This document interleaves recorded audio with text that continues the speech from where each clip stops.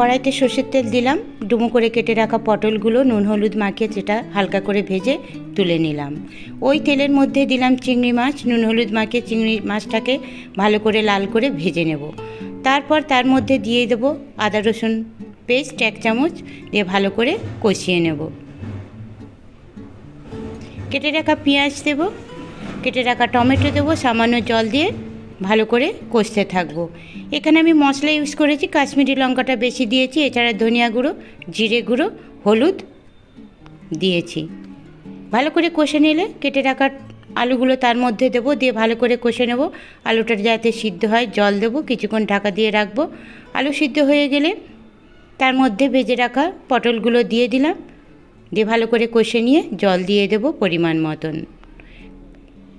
ধনিয়া পাতা কাঁচা লঙ্কা তার মধ্যে দিয়ে দেবো, মাখা মাখা করে নামিয়ে নেব।